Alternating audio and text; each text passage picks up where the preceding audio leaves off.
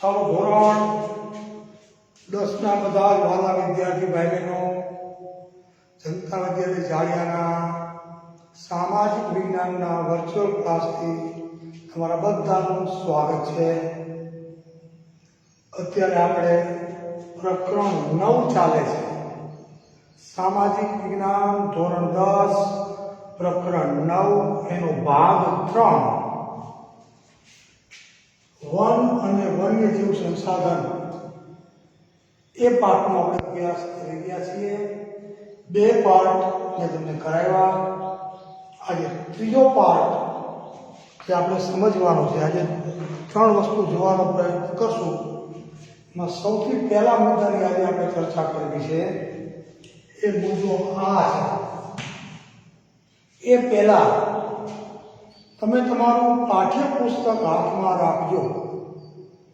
Page number 68 ઉપર, page number 68 એની ઉપર આ મુદ્દો આપ્યો છે, વૈવિધ્યસભર વન્યજીવન। તો આમાં પહેલી ચર્ચા આપણે એ કરવાની બાળકો કે પર્યાવરણને લાગે વળગે ત્યાં સુધી જે નદી, સમુદ્ર, પર્વતો, વૃક્ષો, વનસ્પતિ આ બધા પર્યાવરણનો ભાગ છે।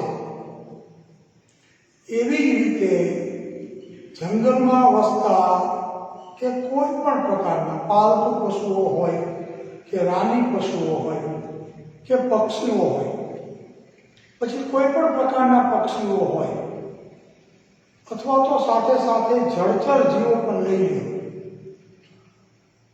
એ બધા જ પ્રાણીઓ નાના એવા કીટકથી માંડી અને મોટા ગજાવર પ્રાણી સુધીના બધા જ પ્રાણીઓ, એમ નાની ચકલીથી માંડી અને ગીધ સુધીના કે સમડી સુધીના પક્ષીઓ કે જળચર જીવોમાં નાની એવી માછલીથી માંડીને વેલ સુધીની માછલી કે નાના છોડ કે વનસ્પતિ, આ બધું જ પર્યાવરણના અભિન્ન અંગોમાં આવે છે।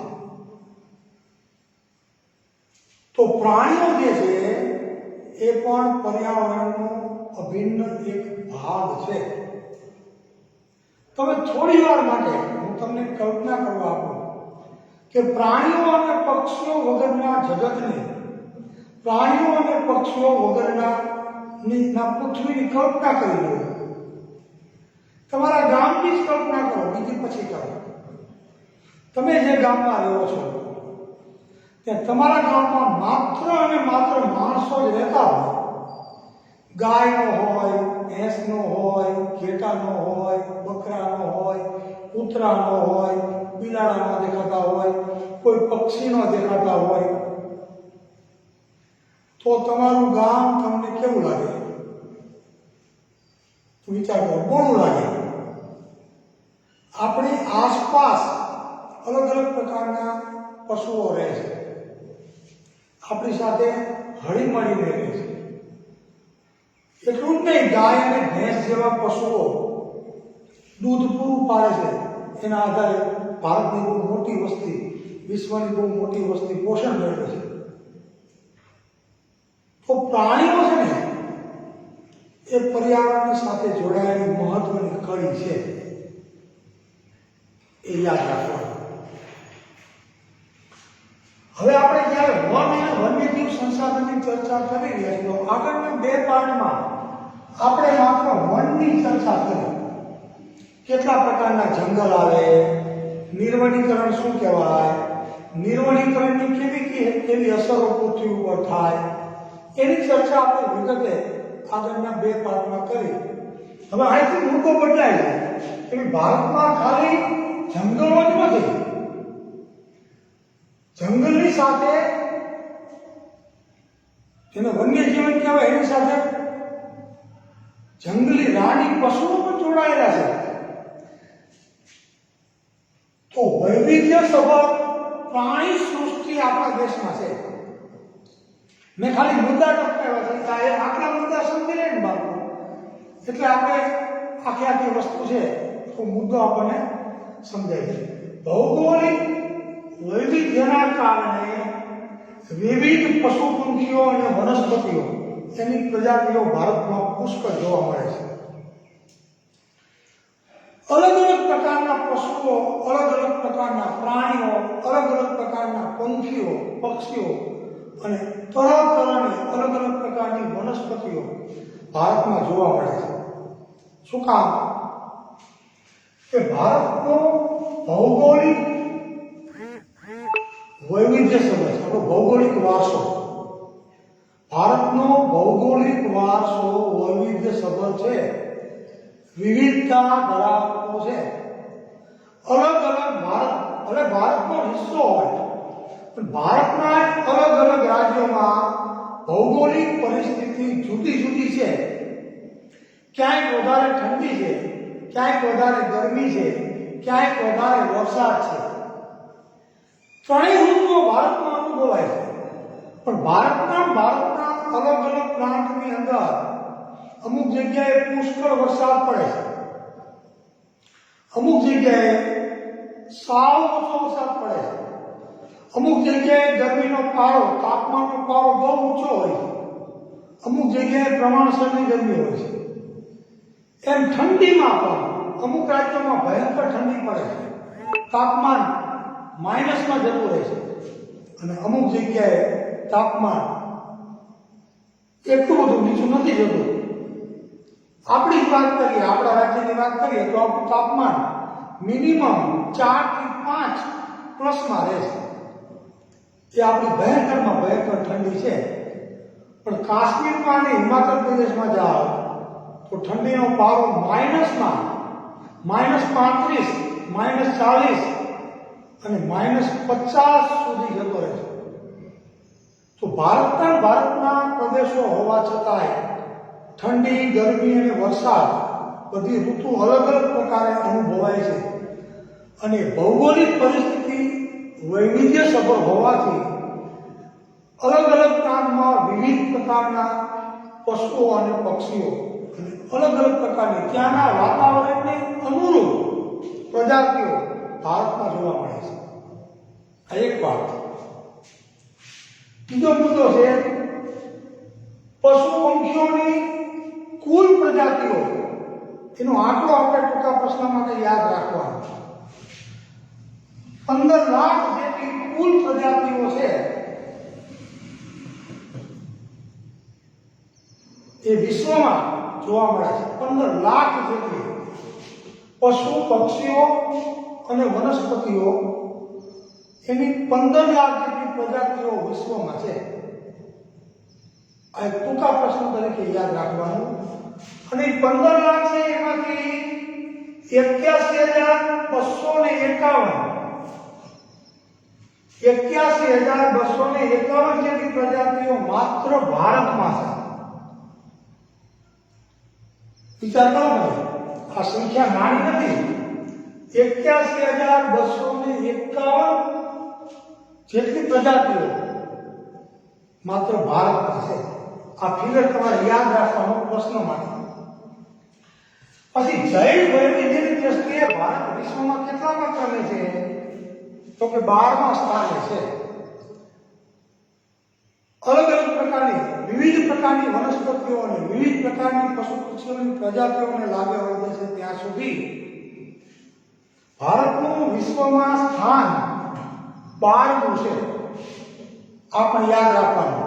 મુખ્ય જે પહેલો વિભાગ છે એની અંદર આ વસ્તુ શીખવાની છે. પછીનો મુદ્દો એશિયા, પછી આફ્રિકા અને યુરોપના દેશો, એ ત્રણેય દેશોમાં જે પ્રજાતિઓ જોવા મળે છે એ ત્રણેય પ્રકારની પ્રજાતિઓ પાછી ભારતમાં જોવા મળે છે.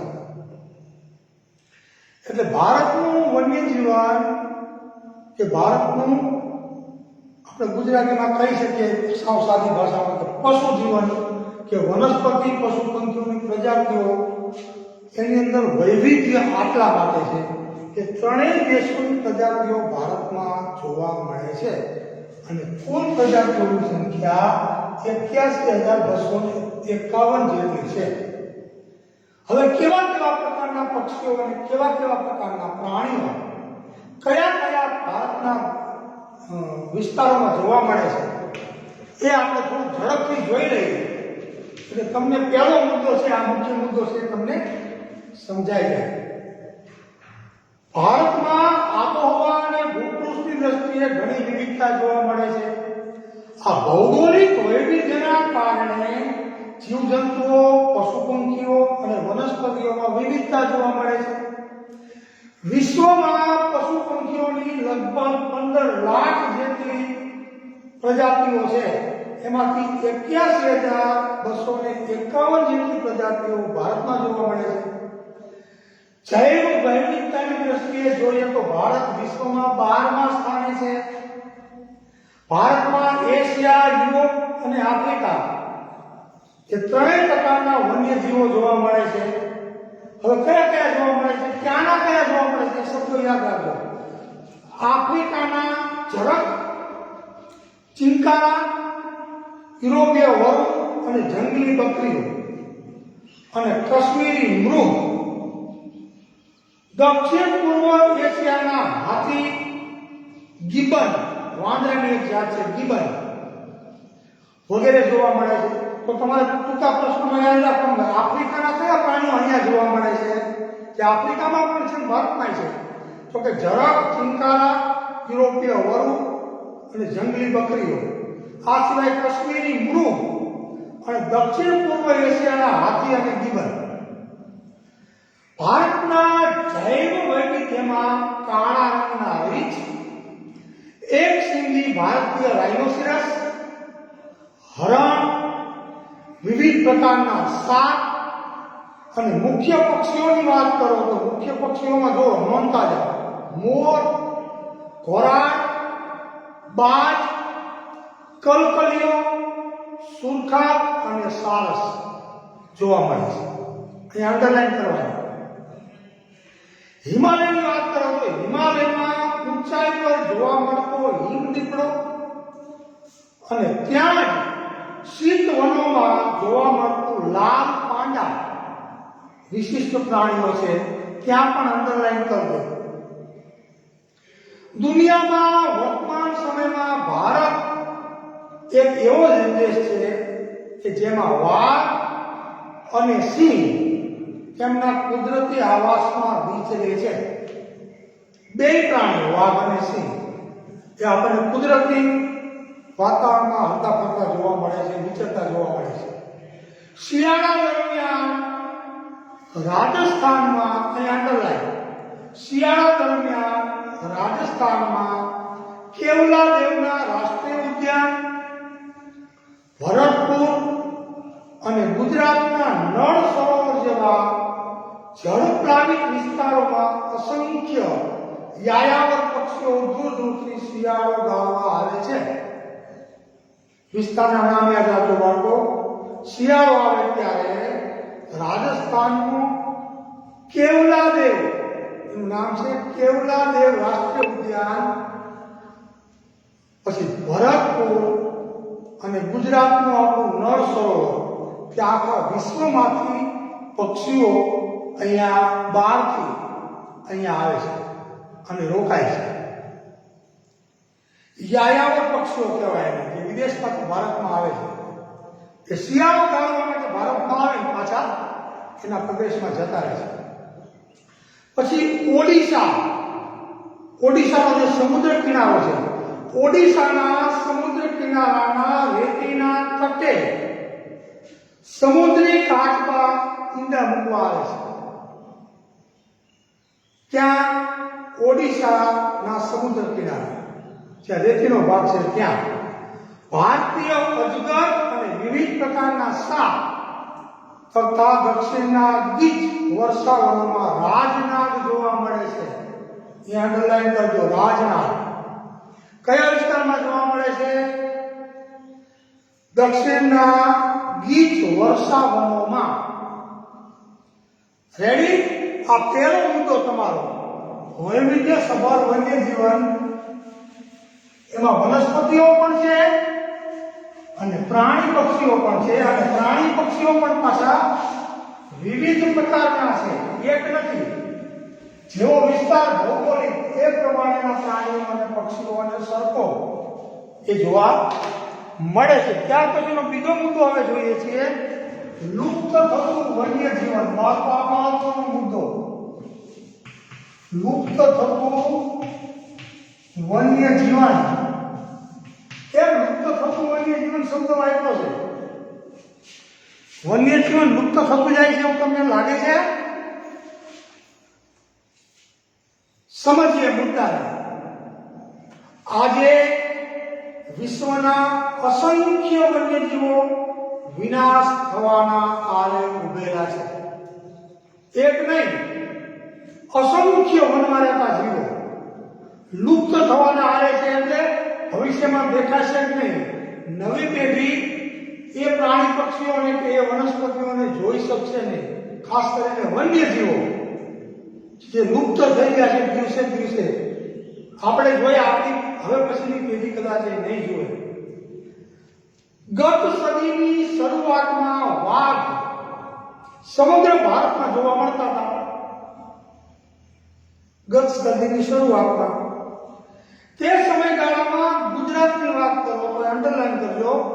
ગુજરાતમાં ઈડર, અંબાજી, પંચમહાલ અને ડાંગ એના જંગલોમાં વાઘ જોવા મળતા હતા.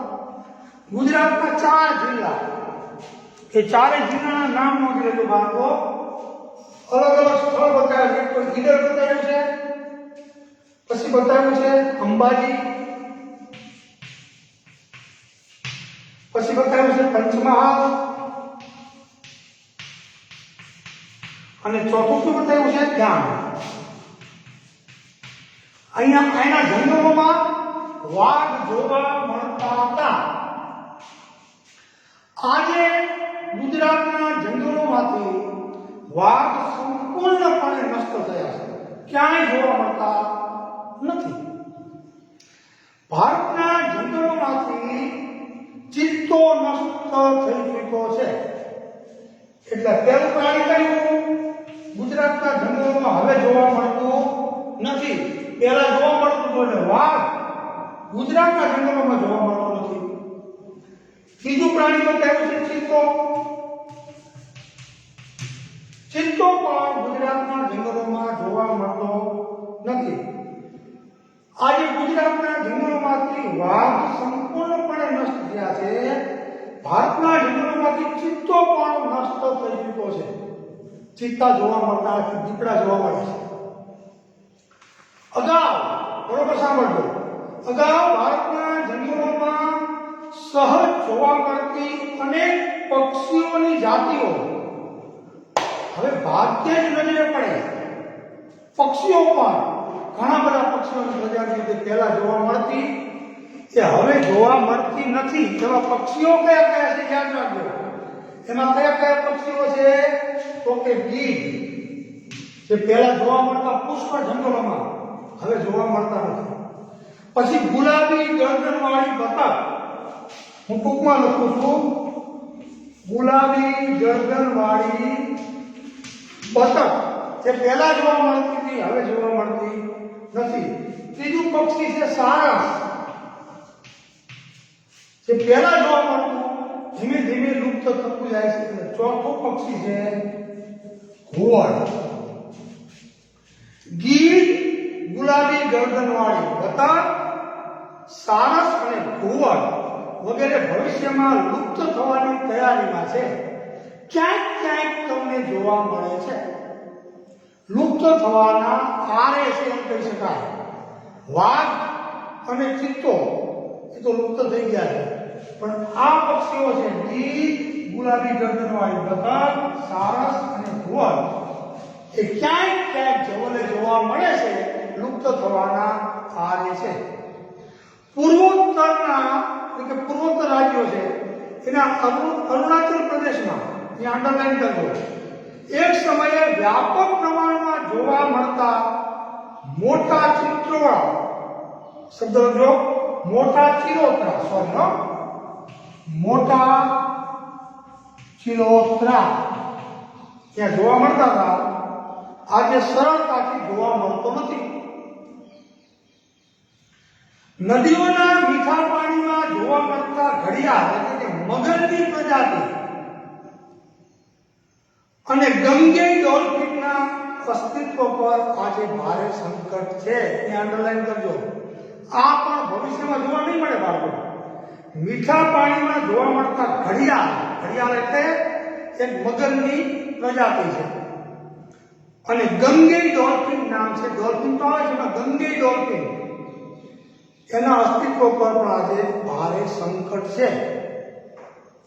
ઓડિશા, ગુજરાત વગેરે રાજ્યોના સમુદ્ર કિનારે ઈંડા મૂકવા આવતા સમુદ્રી કાચબાઓની સંખ્યામાં સતત ઘટાડો નોંધાયો છે. જે પહેલા કાચબા આવતા સમુદ્ર કિનારે અને ઈંડા મૂકતા અને બચ્ચાને જન્મ આપતા, ત્યારે ઓડિશા અને ગુજરાત વગેરે રાજ્યના સમુદ્ર કિનારે આવતા નથી. એની સંખ્યા ઘટી ગઈ છે. એટલે ભવિષ્યમાં એની પ્રજાતિ પણ લુપ્ત થવાની. એક સમયે ગુજરાતની નર્મદા કઈ નદી છે? જો નર્મદા, બીજી નદી છે તાપી, મહી અને ચોથી નદી છે સાબરમતી.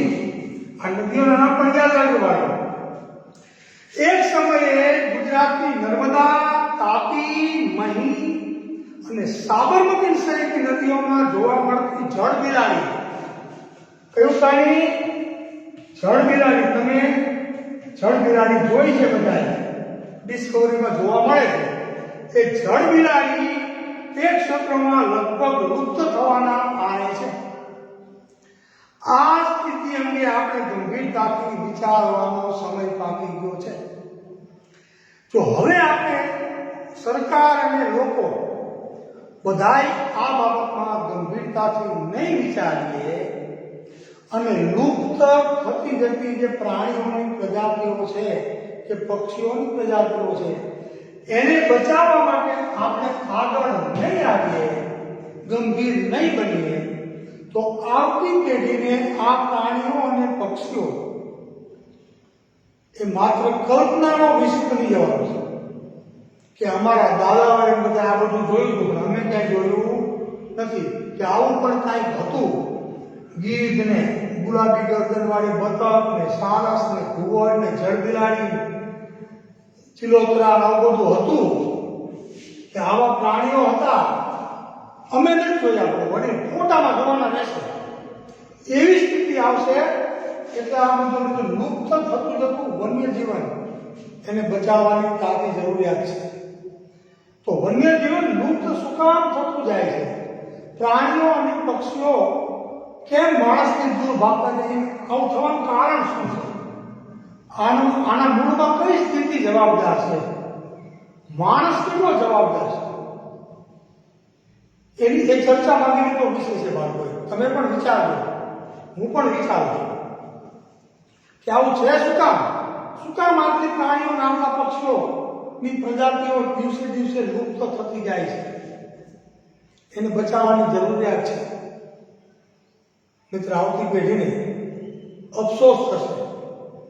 એટલા માટે આ મુદ્દો પાઠ્યપુસ્તકમાં લેવામાં આવ્યો છે કે આટલી પ્રજાતિઓ લુપ્ત થતી જાય છે, એને આપણે જ બચાવવાના છે. મારે તમારે નહીં, માનવ માત્ર નહીં, ભારતના એક એક નાગરિકની અને ગવર્મેન્ટની ફરજ છે આના માટે ગંભીરતાથી સરકાર વિચારે છે. સરકાર નવી નવી યોજનાઓ લઈ આવે છે, સરકાર ઘણું બધું કરે છે, પણ લોક જાગૃતિ અને સરકાર બે સાથે મળે, લોકોમાં સભાનતા આવે, લોકોમાં જાગૃતિ આવે, લોકો શિકાર કરતા બંધ થાય, લોકો પ્રાણીને પરેશાન કરતા બંધ થાય, તો આ બધું શક્ય બનશે. હવે આપણે એ જ મુદ્દાની ચર્ચા કરવાની છે બાળકો. હું શરૂ કરું છું. હજી આપણી પાસે 5 મિનિટ છે. તો 5 મિનિટમાં આ મુદ્દો ક્લિયર થઈ જાય તો આપણા આજના પાઠ 3 ના 3 મુદ્દા થઈ જાય. હવે કયો મુદ્દો આવ્યો જુઓ, તો તમારી ચોપડીમાં જુઓ. વન્યજીવોના વિનાશના કારણો.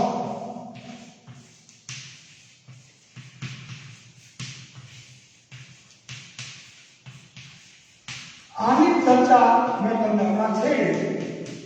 હવે આપણે આની ચર્ચા કરીએ કે ભાઈ વન્યજીવોનો વિનાશ થતો જાય છે ઘણા બધા જીવો, પક્ષીઓ અને પ્રાણીઓની પ્રજાતિઓ લુપ્ત થતી જાય છે. કયા કયા કારણો છે બાળકો? આ કારણો તમારે એક પછી એક કામ તમે નોંધતા જશો. હું કારણ વાંચું છું. જો જંગલ ક્ષેત્રોમાં ઘાસ ભૂમિ અને જળ પ્લાવિત વિસ્તારોમાં થતી માનવીય દખલથી વન્યજીવોના પ્રાકૃતિક આવાસો જોખમાય છે. શું કહે છે પહેલો મુદ્દો? કે જે જંગલ વિસ્તાર છે, જંગલ ક્ષેત્રોમાં ઘાસ ભૂમિ અને જે જળ પ્લાવિત વિસ્તારો છે એમાં માણસોની દખલગીરી વધી છે. એવો માણસ તો પહેલો મુદ્દો લખવાનો કે જંગલની ઘાસ ભૂમિ અને જળ પ્લાવિત વિસ્તારો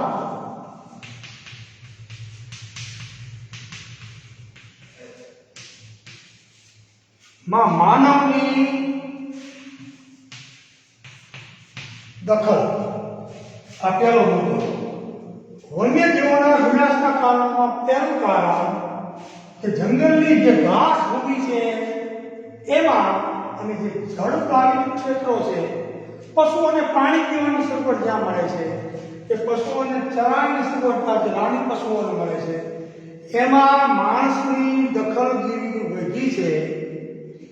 એટલે વન્યજીવોનો જે પ્રાકૃતિક આવાસ છે એ જોખમાય છે. આ પહેલું કારણ. બીજું કારણ જુઓ.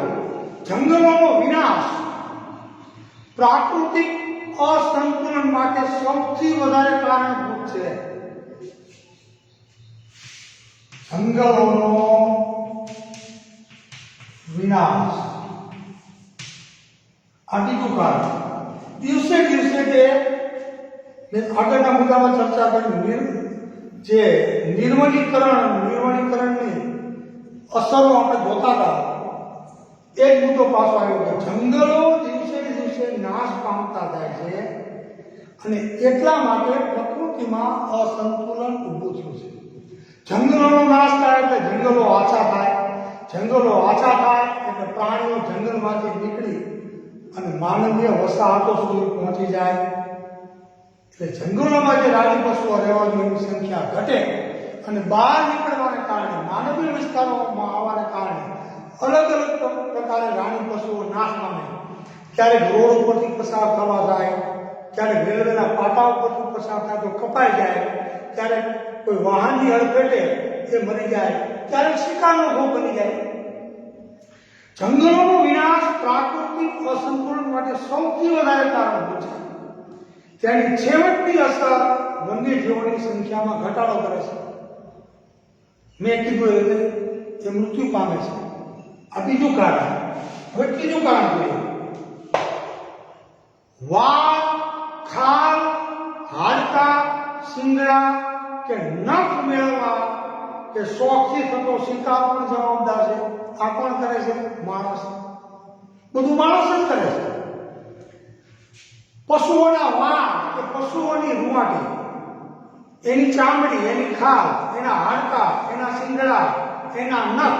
વાઘ અને સિંહના નખ બહુ મોટી કિંમતે વેચાય છે. હાથીના દાંત બહુ મોટી કિંમતે વેચાય છે. એના હાડકામાંથી ઘણી બધી બલોયા અને બધી અલગ અલગ પ્રકારની વસ્તુઓ બને છે. એના વાળમાંથી પર્સ વગેરે બને છે. એના ચામડામાંથી બેસવા માટેના આસન વગેરે બને છે. આવા પોતાના સ્વાર્થી હેતુઓ માટે હરણના શિંગડા કાપી નાખે, હરણનો શિકાર કરે અને શિંગડાને ઘરમાં સજાવી મૂકે અથવા શોરૂમમાં વેચવા માટે મૂકે, મોટી કિંમતે વેચે. પોતાના સ્વાર્થ માટે, પોતાની કમાણી માટે નિર્દોષ પશુઓનો શિકાર જે માણસ દ્વારા કરવામાં આવે છે એ ત્રીજું કારણ છે. હું ટૂંકમાં નોંધું છું, ખાલી શિકાર નથી, માણસ દ્વારા થતો પશુઓનો શિકાર. શું કામ શિકાર કરવામાં આવે છે? વાળ માટે, ખાલ માટે, હાડકા માટે, શિંગડા માટે કે નખ માટે અથવા ક્યારેક શોખથી. આ પણ જવાબદાર છે. આગળનો મુદ્દો. મનુષ્યના લોભ લાલચથી કરાતું જંગલોનું દોહન, સડકો, બહુહેતુ યોજનાઓનું નિર્માણ, ખનિજ ખનન, નવી વસાહતો કે શહેરોનું વિસ્તરીકરણ વન્યજીવોને નિર્વાસિત કરે છે.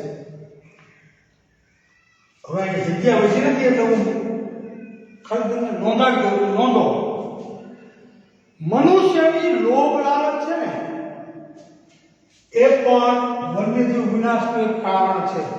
લોભ લાલચ શેના માટે નહીં? તો જંગલોનું અતિ દોહન થાય છે, સડકો અને મોટી મોટી બહુહેતુ યોજનાઓનું નિર્માણ કરવા માટે વૃક્ષોને કાપી નાખવામાં આવે છે. ખનિજ અને ખનિજની પ્રવૃત્તિ કરવા માટે, ખનન એટલે જમીનનું ખોદકામ કરીને એ પ્રવૃત્તિ કરીને જંગલોનો વિનાશ કરવામાં આવે છે. નવી વસાહતો બનાવવા માટે, અને જંગલો ભાઈ શહેરો છે એ દિવસે દિવસે આગળ વધતા જાય છે, વિસ્તરણ થતું જાય છે.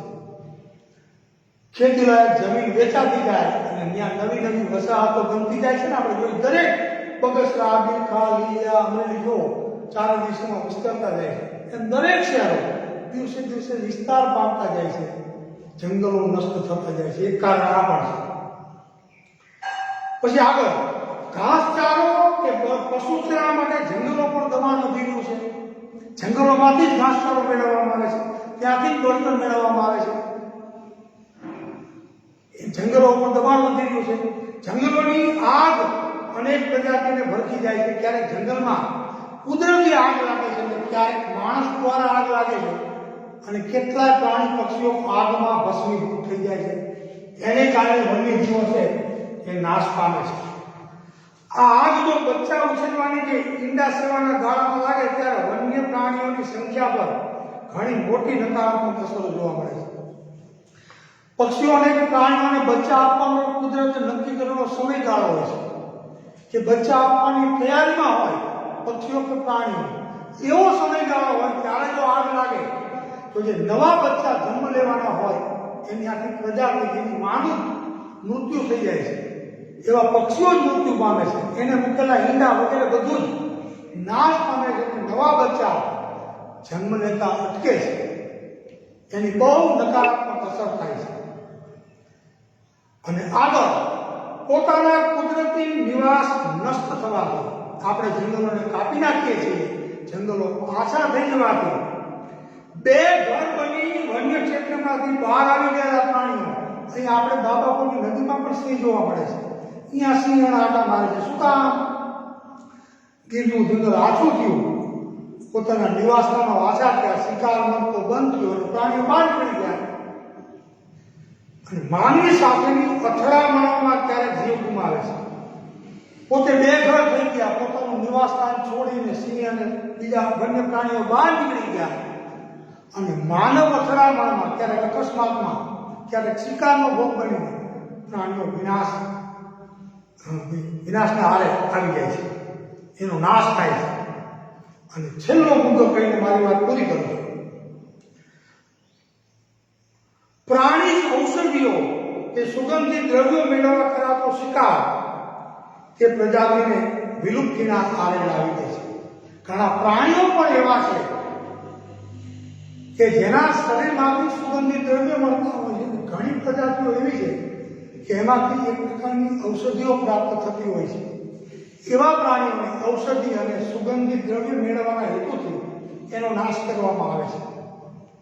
એટલે 1, 2, 3, 4, 5, 6, 7 મુદ્દા આમાં આપ્યા છે. એ 7 મુદ્દાની આપણે ચર્ચા કરી કે વન્યજીવોના વિનાશના કારણો ક્યાં? તો વન્યજીવ વિનાશના આટલા કારણો છે.